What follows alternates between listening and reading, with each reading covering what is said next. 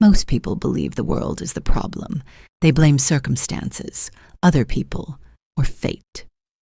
But have you ever stopped to ask, what if the real struggle is within?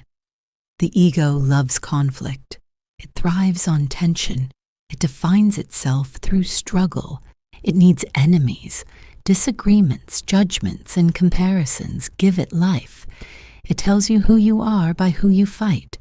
Have you noticed how easily you react to criticism, to frustration, to discomfort? The mind amplifies every disagreement. It turns small issues into battles. The ego whispers, you must defend yourself, you must win, you must be right.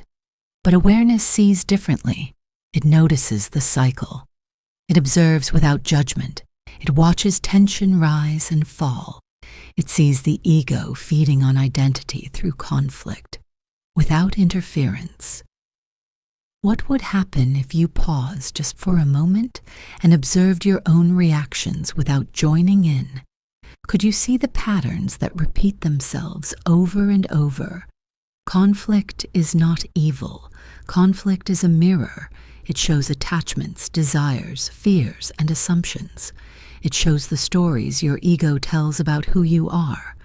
When you recognize this loop, you gain choice. You can react or respond. You can feed the drama or step aside. Have you ever tried stepping aside? Even the smallest pause, a moment of awareness, can change the way you engage with the world. It doesn't remove challenges. It doesn't make life easier. It changes how you experience them. It changes who you are in the face of them.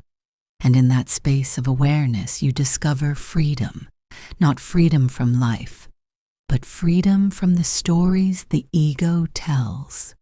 Freedom from defining yourself through struggle or opposition. Freedom from needing to be right or to control. You find a calm presence, a life where tension is noticed but not amplified, where conflict is seen as a signal, not a prison, where identity is discovered through reflection, not imposed by struggle. So ask yourself today, which conflicts are you unconsciously feeding? Which dramas are giving your ego life? Which stories about yourself do you keep repeating without noticing? And most importantly, if you could completely step back and observe yourself without judgment, without needing to prove anything, without needing to win, without needing to be anyone else, who would you be? And here's the deepest question to carry with you. If your ego vanished tomorrow, if all struggle, judgment, and need for control disappeared, what would remain of you? What would be truly yours?